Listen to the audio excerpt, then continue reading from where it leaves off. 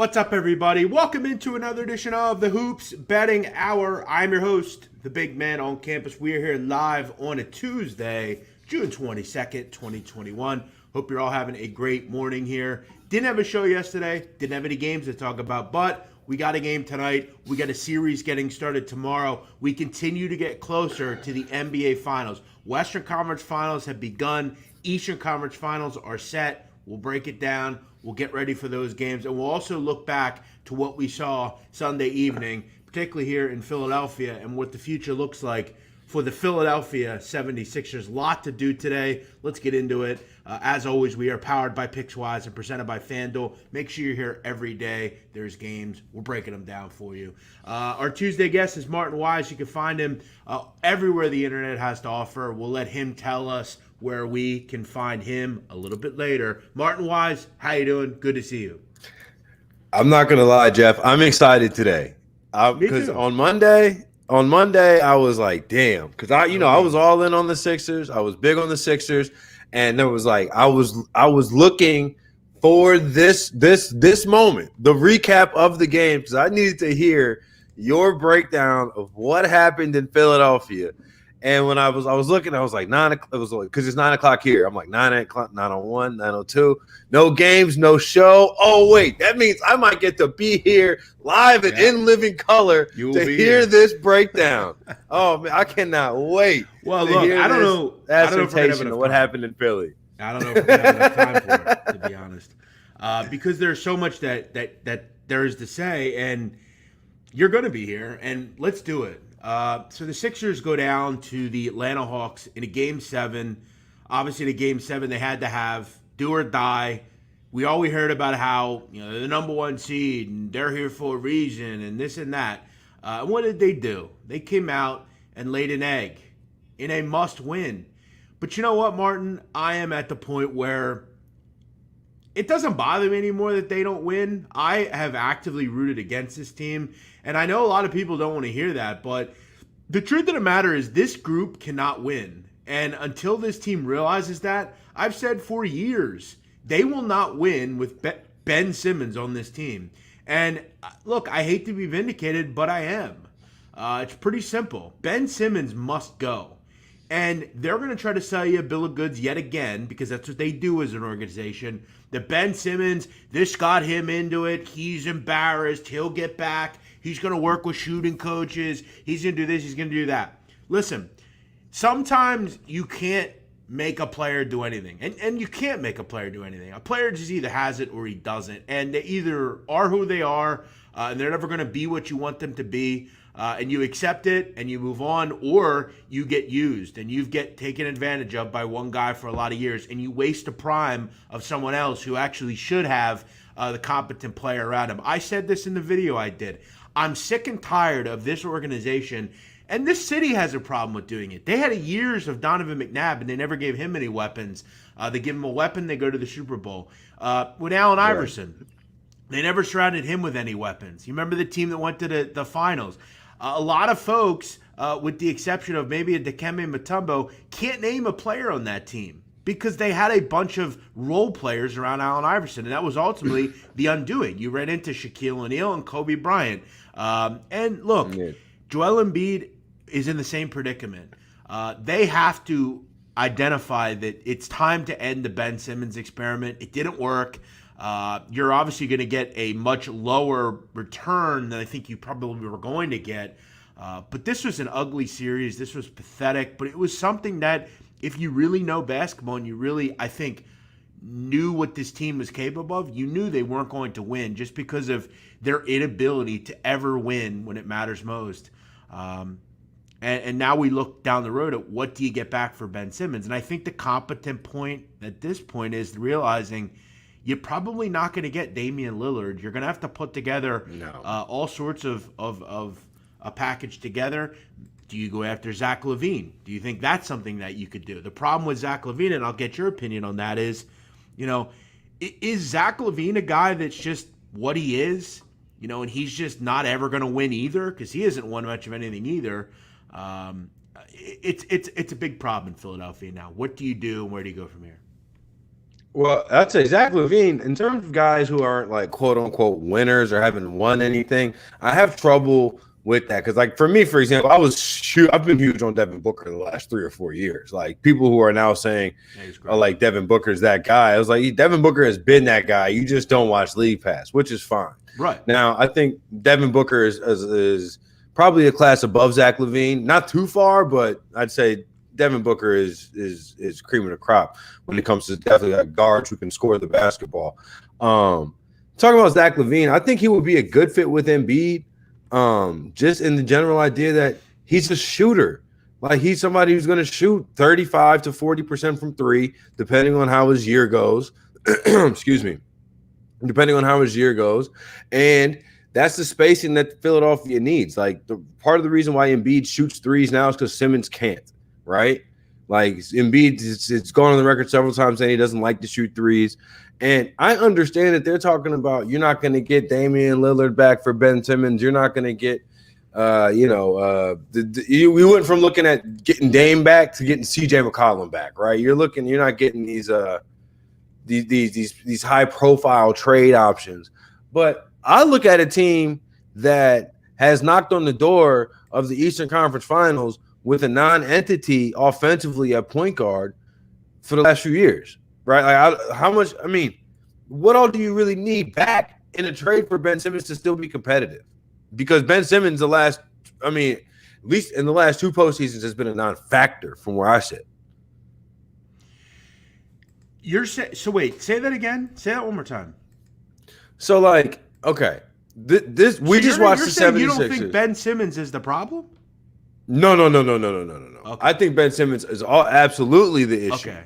But what I'm saying is everybody's like, oh, you're not going to get the same price that you used to get for Ben Simmons or you would have got for Ben Simmons.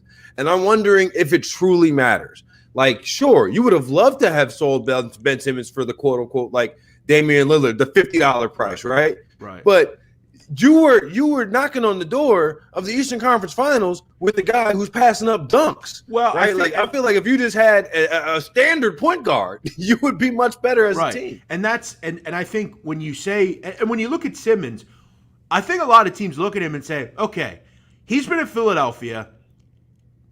And look, someone brought this up on the radio the other day. A caller yesterday called into the radio and said, is this a problem in this city in general, where they run superstar type players out? And look, I'm not going to lie. I mean, they've had issues with this. I mean, Markelle Fultz, we don't know if he'd have been a superstar, but they ran him out of here. Carson Wentz, let's be honest, ran him out of here. Ben Simmons, running him out of here, which I think it's warranted in this case. But I think a lot of people are looking and saying, well, maybe he just needs a change of scenery. Maybe he needs to go somewhere else, where he can go with a different coach and he can get a different line of whatever he's into and what he's doing, and maybe he can just do something somewhere else. And that could be the problem. Listen, there's 3 things the Sixers need to do when it comes to Ben Simmons. There's 3 trades that I would make and I think you can make that they have to make. And there's no other question. That you cannot go – and they're trying to sell this bill of goods yesterday that Ben's going to get back in the gym and he's going to fix his shot. And I don't want to hear it. By the way, I think that's all smoke. I think that's, hey, we'll get him in working. He's going to stay here, and maybe this will get into the hands of someone that wants to hear it, and they'll get interested and have whatever. But there's 3 things that. Well, it's like I just want to know real quick before you get. What else is he going to do this summer? Not go work out? Well, he's going to go. Is he not going to? You know what I mean? Like, is he going to? That's what he does. That's what he will do because that's who he is. Okay, here's what I would do. Damian Lillard. Okay, first of all, you're not going to get Damian Lillard straight up for Ben Simmons. This is not going to happen. You're going to have to include Thibault and Maxey. And I know they act like those two are superstars, and we can't put them in a deal. Listen, to get a player the caliber of Damian Lillard, you've got to do that. You just have to. You got to give out picks. It is what it is. I don't give a shit about picks anymore. I don't care anymore about picks. I don't care about Maxey, and I don't care about Thibault. Nice players, but I'm going to tell you, if I'm going to get Damian Lillard back to pair with Joel Embiid, I still get to keep Seth Curry. I still get to keep Tobias Harris. I still get to keep Danny Green. I still get to keep Shake Milton, Furkan Korkmaz, and whoever the hell else they have. See ya. Bye-bye. If I'm going to get Damian Lillard in return, you better believe if you put Damian Lillard on this team and you remove Ben Simmons and the other two, because let's be real, Thibault and Simmons are net negatives offensively, right? You're going to lose something defensively. I hear you. But you still have guys that can defend. And let's be honest. How many years are we going to sell this defense stuff? Defense doesn't win in this league anymore. I don't know what else to say here. And I don't mean to yell, but I'm sick and tired of this. I'm sick and tired of them trying to tell me, oh, but it's all about defense. No, it's not. It's about scoring at the end of the games, which you struggled with in this series over the last 3 series. That's the point. That's the point to make here. Stop selling this bill of goods. Those two are net negatives on offense. You lose Maxey, salud. We don't know what he'll be. Maybe he'll be a star. Nobody knows. But I do know I'm getting a proven commodity and a guy proven to be one of the best players in the NBA to pair with another top best player in the NBA. If you put Lillard on this team, you win next year. You're the number 1 seed in the East. It's that simple. And you have the opportunity to finally win. And people would be excited again. People are at the low point with this team. This is bottom level for them. I've heard people that have been carrying the water for Ben Simmons for years. Even they're out. And you have some nonsense nuts that are still trying to sell you on Ben Simmons. But you do that. If you don't want to do that, you don't want to give those guys up, which is ludicrous. I think you could get McCollum straight up for Simmons. I think you could do that. I don't think it's out of the question. And I also would consider Bradley Beal. You know what? But I don't know if does Washington look at the last couple of years and say, well, we're not that far away. Let's make this work. Let's figure this out. There's one situation I want. It's Damian Lillard. There's no excuses to be made anymore. You can do it. It's a question of, and again, they tried to sell to this fan base that we weren't going to go out and get James Harden or Kyle Lowry because we think these guys are the future. Let's be honest. You and I both know. Tyrese Maxey is not going to be Damian. He's just not. There's just something you see with guys. And look, he had some solid games. I'm not going to lie. But what did he do in Game 7? Did he even score? Maxey really extended the series because once I really think that they would have lost in 6 if Simmons hadn't gotten in foul trouble. But you need him in a Game 7, and where was he? Yeah, no, I get you 100%. Right. I'm not knocking it. I'm just saying that he was productive.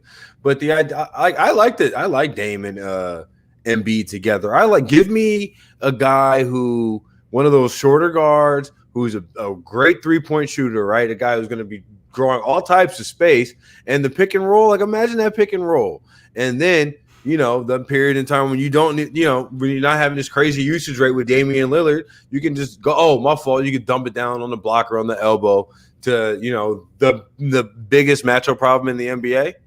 Like no one can guard Embiid. No one can guard Embiid. Like, and yeah, I get the Sixers lost this series. Flat out. Like I get the Sixers lost this series, but if you look like 6 out of 7 of these games, he was playing at like an MVP level. Like he was really playing. Like if you look at his numbers, and I get it, he had 8 turnovers in the second half, and so I'm not trying to give him a complete pass, but like he said it in his post game. He's like, dude, the moment really when he didn't call him out by name, but everybody knows it's like when basically he said, when Simmons passed the ball to Tybull, and then we split 2, like. That's why he's got to go, right? Yeah, no. And that's why Joel Embiid is a fascinating character because he does say things like that. And he was right. He said exactly what everyone else was thinking. That was a microcosm of Ben Simmons in this town. That's what he is right there. That exact situation. And, I'm just going to tell them, and I don't think they need me to tell them, but they can't sell this another year to this fan base. No. I don't think they can. No. Even this fan base who's turned very conservative and they kind of, hey, go drink that water. They go drink it. Like that's this fan base. There's not a lot anymore. They're not the old fan base where like they're throwing people off mezzanines in the 700 level of the vet. Like they're not those people anymore.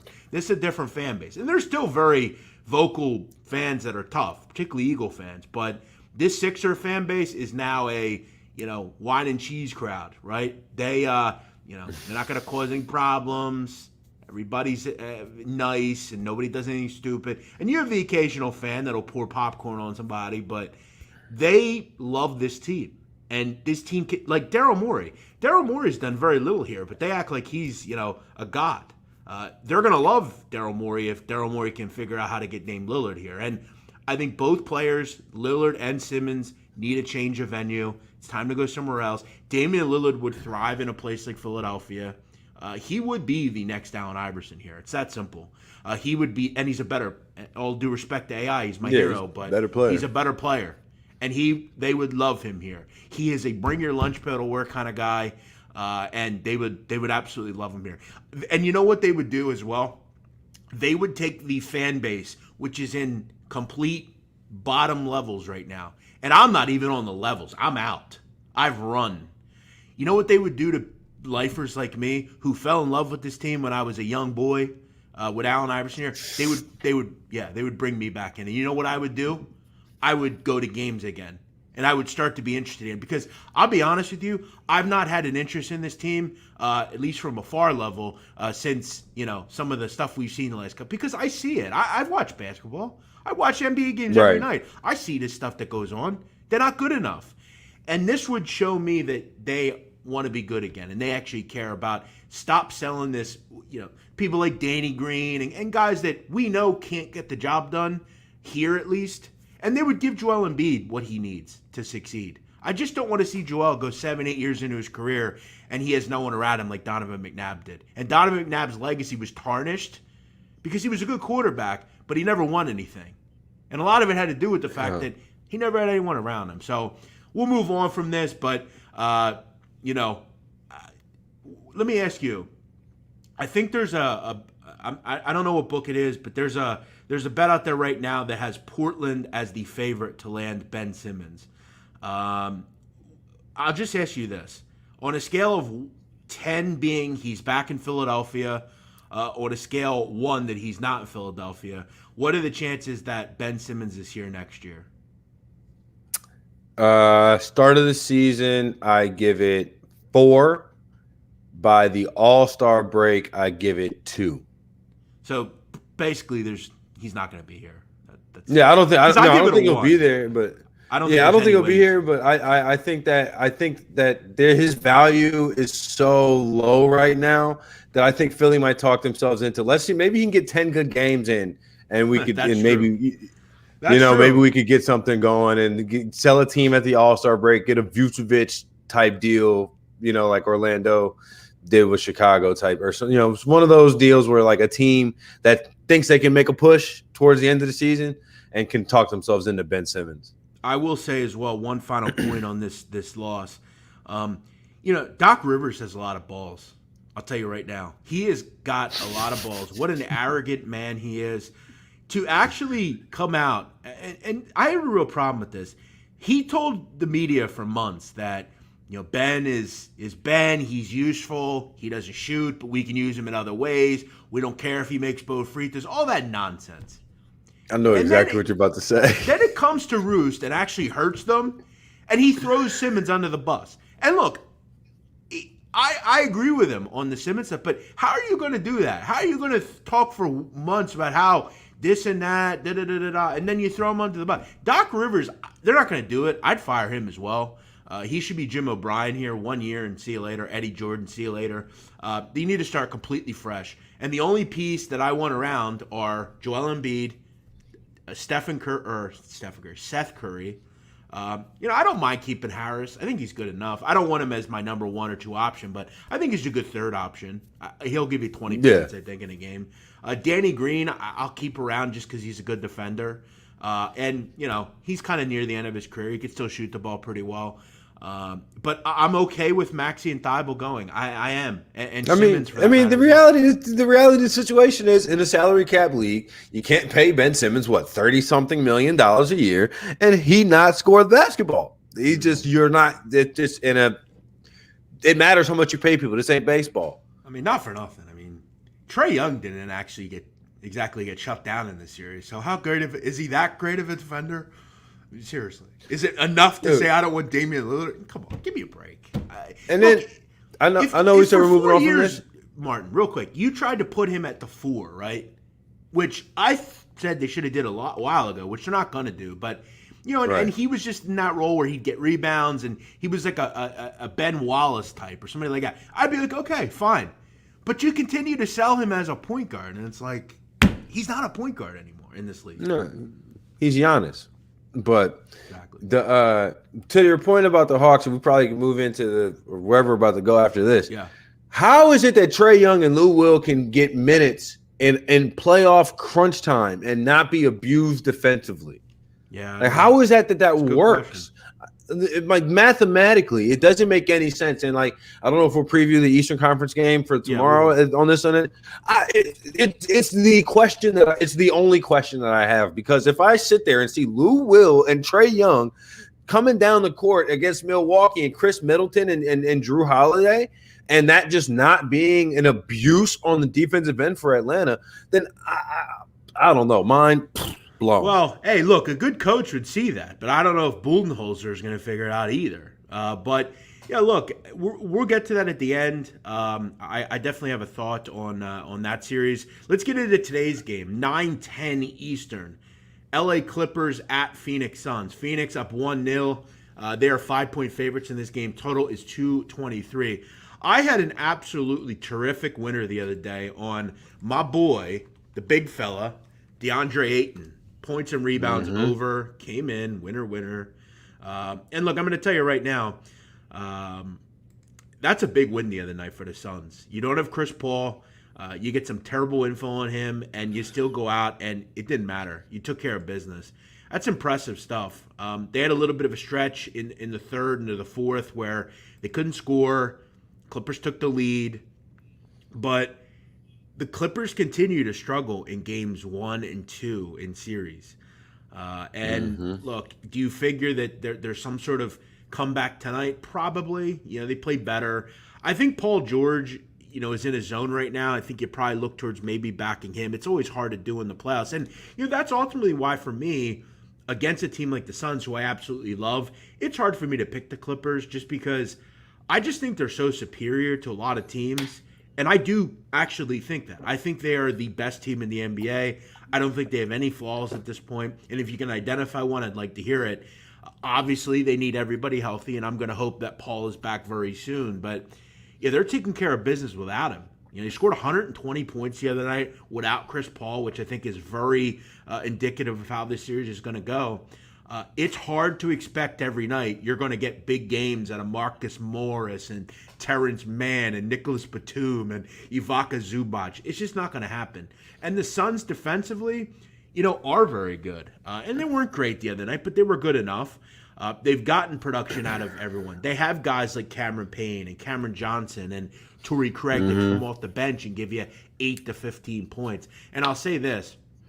If you think I'm not going to go back to it, you're crazy.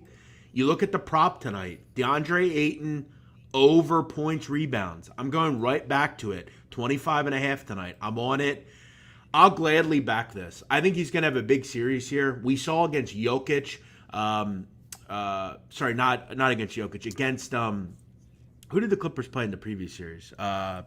Mavericks. Not right. The Mavericks. No, they played the Jazz. Yeah, the Jazz. Gobert, I thought, had some pretty solid games. He's a big guy. The small ball lineup's not going to work.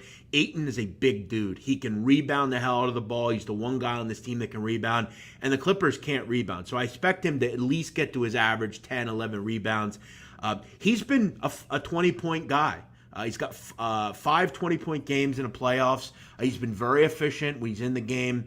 And he's gone over the number in 8 of 11 playoff games, which is pretty incredible. I kind of project him right around, 18 to 20 points, 10 boards. 25.5 is too low. It just is.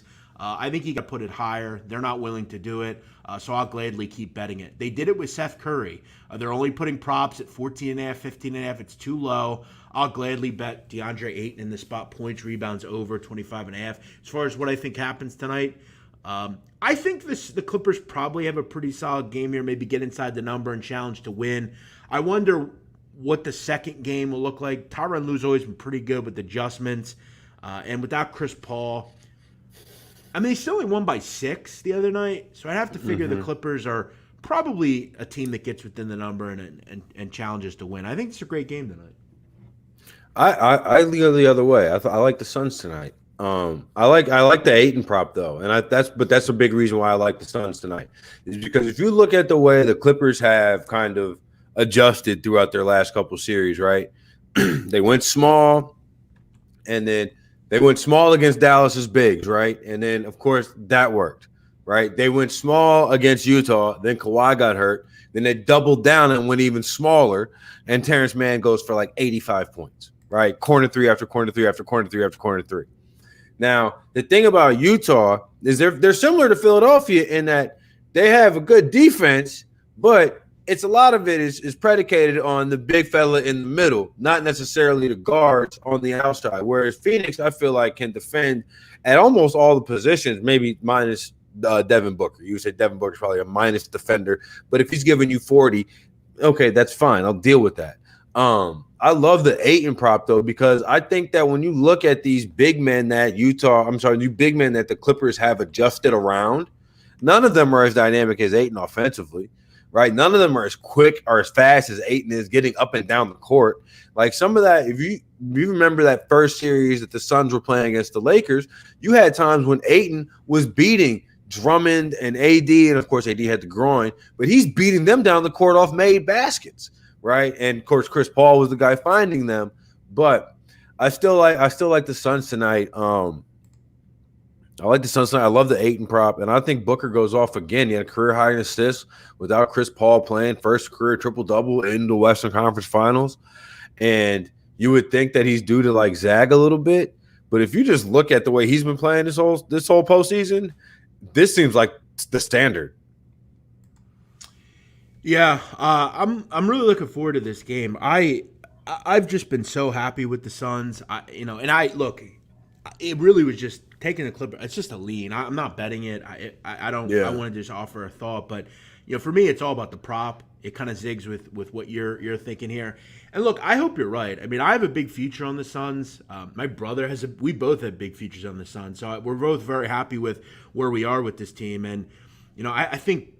They're the favorite, and they should be the favorite. They're the, and again, I've had no one tell me what the flaw of the Suns is. They're I don't know if there are one. They remind me a lot of the Heat last year.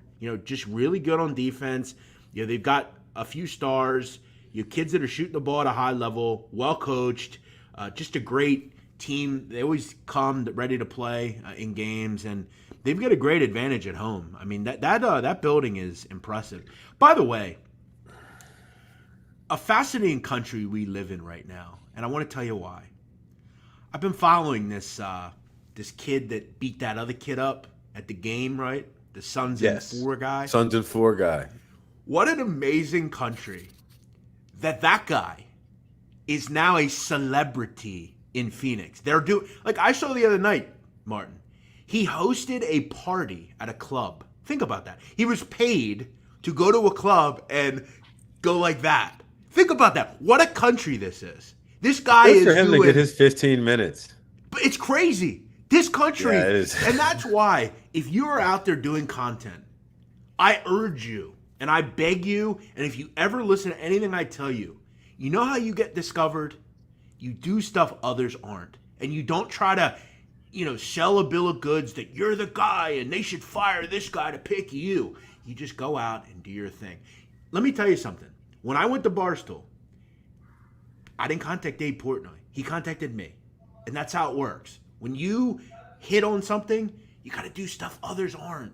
And that's what I always do. And that's why these people that hate me, how does he do it? Because I have something that you can never take from me. I do stuff others don't. And I'm interesting. And people like that.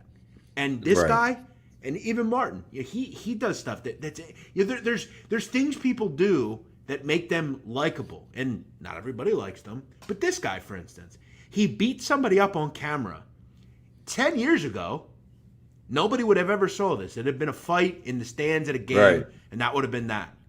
But he beat the guy so bad. And then to make it even more laughable, the guy that got beat up tried to sell that he didn't actually get beat up that bad, and he had no cuts and stuff, so he was okay. No, dude, you got absolutely destroyed on camera, and we all saw it. And you were the guy that started the fight, and you cashed a check you couldn't cash. That was the most egregious part. He started the fight. Like I think everybody would have a different opinion on Sons and Four guy. If Sons and Four guy started out like is like started pushing. No, Sons and Four guy was defending himself. It is a quintessential edict. Run up, get done up. You know, yes. And Nuggets guy ran up and got done up. Listen, if you were in a fight and you do not, like, let's say you are out on the street with your girlfriend, right? And some guy does something, says something to her, touches her, and you go for the honor of your girl and you get beat up.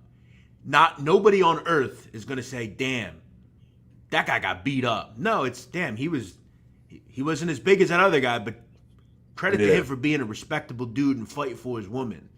But if you go into a stadium looking the way you did, with the fake jewelry on and just the nonsense, and you start a fight with somebody, pour a beer on them, with the girl there with them, you know they're going to defend. And credit to that guy. I said it. I credit that guy. You know, most people would have just accepted it. Credit to that guy for sticking up for himself. And he should be celebrated. And it's an amazing country that we could celebrate people like this because, you know, and I even saw people like Richard Jefferson. Is that the right precedent to set? Shut up, Richard Jefferson. That's why you don't work anywhere, Richard, because you're not interesting. You would have not done anything in that situation. Speaking of some of the people doing something that everybody's not, I haven't listened to it yet, but I believe it was, I don't know if you follow the Dan Le Batard show or anything that they do. So I kind of am interested in like the media side of all of it as well, because like they just signed a $50 million deal with no distribution platform. So I'm like, what are they doing? But they're interviewing that just goes the to guy. Show you how much money there is in this business. That Dan Le Batard, who doesn't know anything about sports betting, gets that big a deal from. But again, it's all about the audience, right? Yeah, I'm not no knock. Hey, get it how you live. They interviewed Nuggets fan, right? So we all know really? Sons and Four guy, right? But nobody knows Nuggets fan. That's the crazy thing. That dude's gonna like. This is the backwards society we live in, and I have to talk about this because it relates to the mob podcast I do, right? Okay. I see it all the time. Okay, there are guys that killed on the record a lot of people. I'm talking about 20, 30, 40 people on the record. Like the FBI knows about it. Those guys are on the street now because they informed on their superiors or whatever. And they're celebrated in our society now. Like, oh my God, you know, they have great stories and they're such great people. And it's like, well, hold on a second. They have good stories, you're right. Know. But we shouldn't be celebrating people like this. Tekashi 6ix9ine, prime example. We're celebrating him. There are people that go to his concerts and pay large amounts of money to watch him rap. Why are you telling your kids that these are good people to root for? We see it with, and I talked about it on Saturday, we have to stop the myth that being very fat and obese is healthy and okay, as long as you love yourself. No, it's not. Stop doing that. We celebrate this Nuggets guy. Why does anyone want to talk to that guy? Have you ever seen the show Snowfall? Yes, it's great.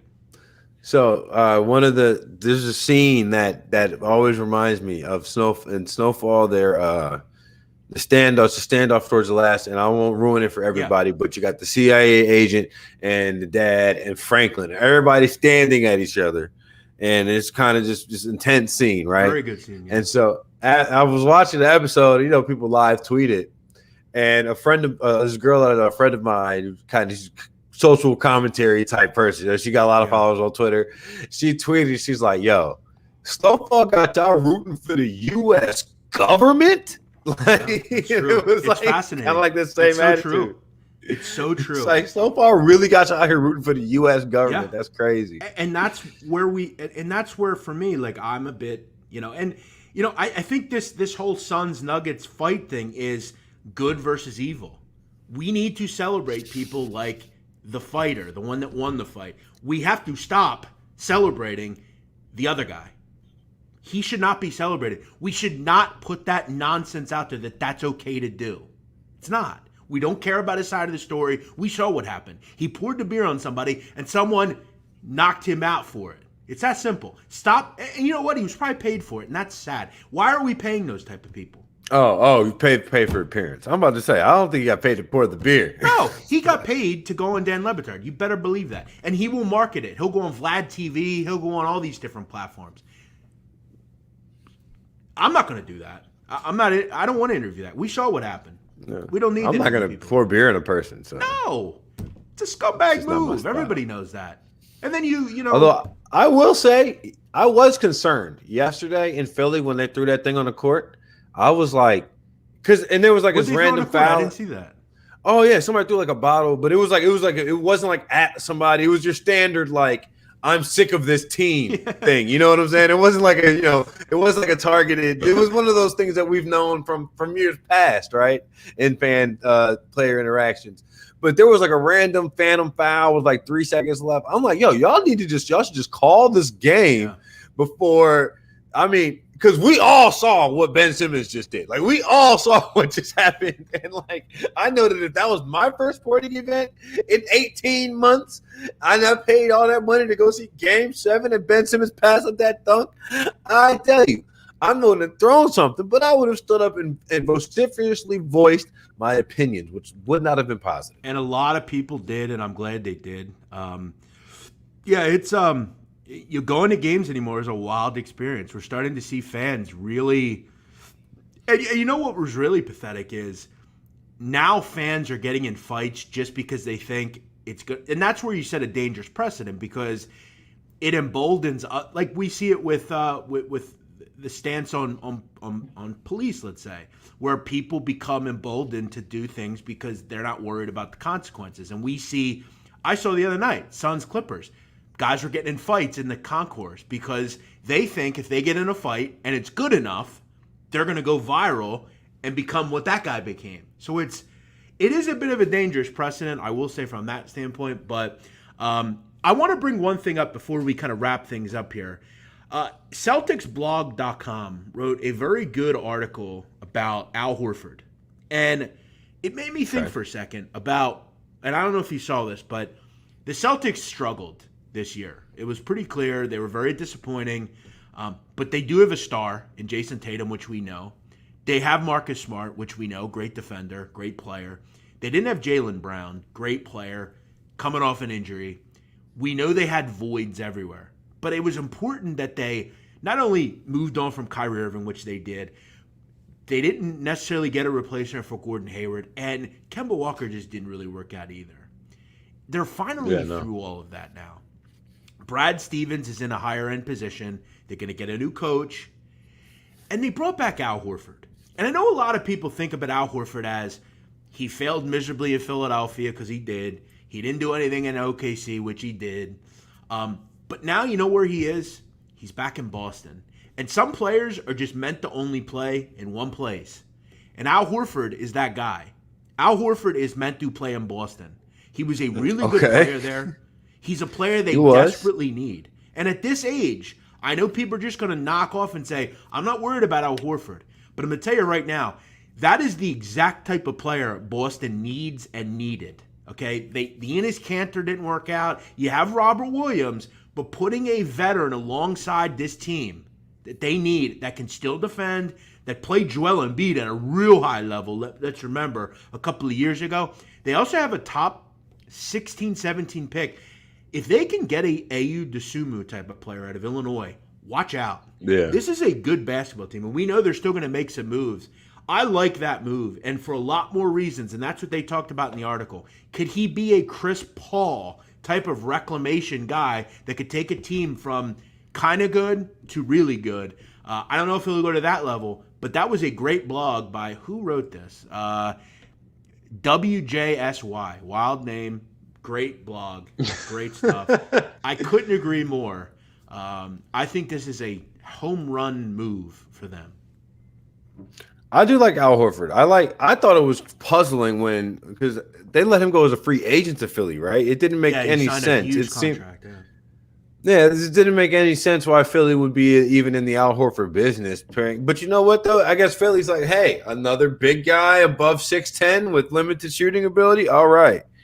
But no, That's exactly what they but no, said. I think Al Horford would be a good fit in Boston because really, I think what that team needs is a little bit more spacing, honestly, and more offensive weapons.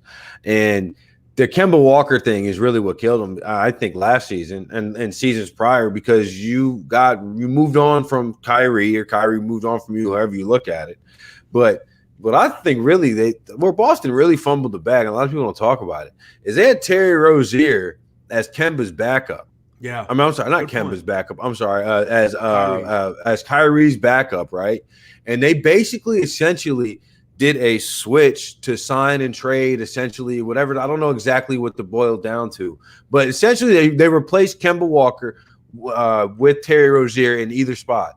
And ever since then, all I can think about is how much better Boston would be with Terry Rozier as a point guard. And he said it during his exit interview. He said they took me from the front seat to the trunk when Kyrie got there, and it was like they really short-circuited a lot. I think they really did themselves no favors with that deal. But now that they've kind of like gotten through all of that, I do think that Al Horford coming back is something that will bode the Celtics well, especially as they're moving through a new coaching regime and all of that. And I think the question now is the Celtics still need to add players. I think they need another guard. And I think they will try to go out and get one. They're not going to get a big name. I think they're going to get just a solid player, like a George Hill type that I think can thrive there, play well. They've got guys around them. I think they're going in the draft to get someone pretty high level. I think that kind of 15 to 20 range, there's some good players in there, like a Dosunmu or somebody like that. They could go to Philadelphia, who they've fleeced in years past, and try to make a move. This is interesting. Hardwoodhoudini.com put out a trade. What about this? Would you do this if you're Boston? Crazy. Celtics would get Ben Simmons. The Sixers would get Marcus Smart, Tristan Thompson, Romeo Langford, a 2022 first-round pick protected, and a 2024 first-round pick protected. Would you do that if you're the Sixers? I don't know. Probably. Because I don't know. At this point, I'll take it kind of like it. Marcus Smart can come out and handle the ball. If he hits his first 2 threes, he's going to take 7. If he misses his first 1, he will only take 4 in a game. He's kind of a better version of Ben Simmons. He doesn't take as much offensive as you want. He does do more than Ben Simmons, but yeah, I'm not doing that. But I think this, the Celtics could pursue, a player like a Shake Milton or a George Hill or somebody like that. So we'll see how it goes. A lot of time for that in the offseason. What we're going to do quickly, Martin, do you just have a quick point on the Hawks and Bucks series? We'll talk about it tomorrow for the most part, but any thoughts on this series? Do the Hawks have a shot? I know yesterday myself, I have the Suns to win the whole thing, as I said. I did take a little shot that the Hawks beat the Bucks and then win the title, and I got like 20-1 on it. It was really just a hedge, and I'm hoping they can beat the Bucks. It's going to be tough, and they're an underdog to the Bucks. But can they beat the Hawks? Yeah. Can they beat the Bucks? Do you think that's conceivable? I'll tell you this: yes, and this is why. Because if Milwaukee does not take advantage of Trae Young defensively, I've watched 2 playoff series that Trae Young's been in, and I've seen absolutely 0 times when it mattered. I mean, just most recently, the giant Trae Young was standing underneath the basket when Ben Simmons passed the ball to a cutting Tybal, right? Like, that was the reason. So I'll say, like, if I see Trae Young completely get a pass on a defensive end and not be called to guard anybody, that's the first thing that I feel like until somebody addresses that, Atlanta, I need to see somebody do that before I can say Atlanta can be stopped. Secondly, if you think about the way Milwaukee plays defense, they're all about threes and layups. Well, I got news for you. Trae Young is the pull-up floater king.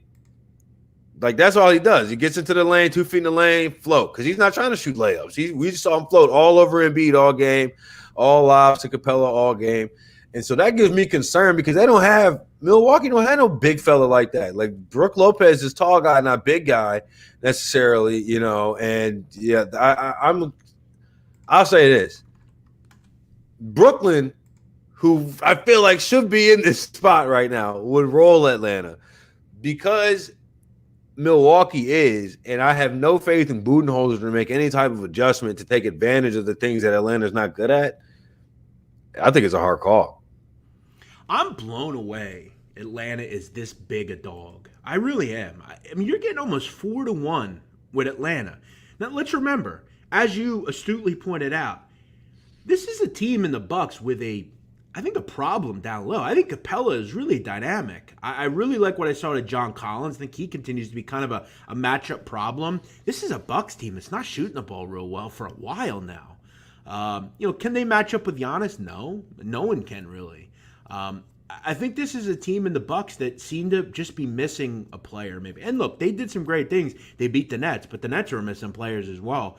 With Herder playing the way he is, with Trae Young playing the way he is, with the matchup issues that he presents, look, Bogdan Bogdanovic is not healthy. I think a couple of days off will help him get his knee in check.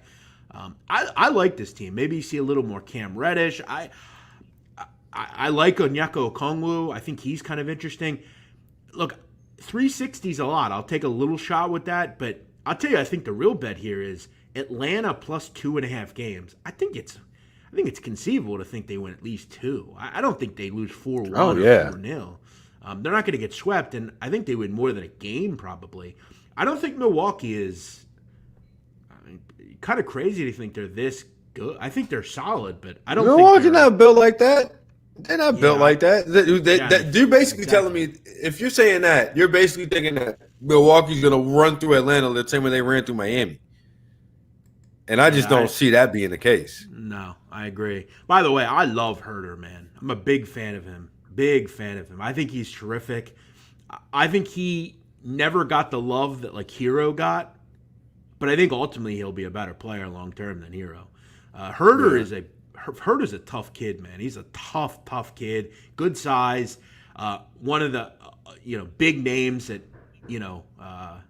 Mark Turgeon had at Maryland that never did anything. Should have had better teams, but that's Mark Turgeon for you. Kevin Herder, love him. Big fan of him. I really like the fact that he has kind of developed into a really solid player for them.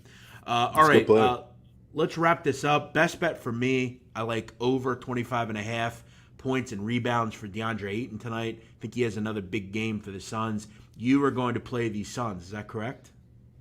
I am. I'm playing the Suns. I think for my actual play of the day, because I do them on FanDuel, I might do a same game parlay. Actually, take the Suns money line and your DeAndre Ayton's points plus rebounds, and tie those bad boys in. Because I like the Suns to win, but I've been getting hooked by all types of 0.5s and losing lines by a point and all playoffs.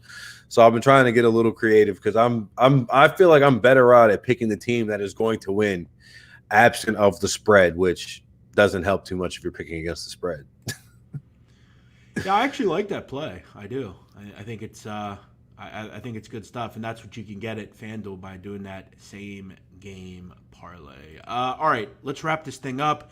Martin Weiss, tell us where we can find you, what you have going on. I'm a big Martin Weiss fan, and you all should go check him out. So I'm on Twitter at Martin Weiss, on Instagram at Martin Weiss. The Lemon Pepper Parlay podcast comes out on Thursdays. That's where we're talking about the NBA. And actually, Jeff just launched a new podcast called So Let Me Ask You This, which is just two buddies talking about life's trivial topics and insignificant issues, right? So like yesterday, we debated about whether or not which would be more of a waste of your life, spending watching the entire Fast and the Furious watching the entire Fast and the Fury catalog or the Marvel Cinematic Universe. I opted to watch the Fast and the Fury because we're getting to one game a day of the playoffs now, and that I need to ramp down. I got to tell you, neither of which I'm very interested in, but I would definitely agree with you. I don't like the comic book crap. It's not for me. By the way, when I was like 6-7 years old, I was watching like ESPN. I wasn't watching that me too on TV.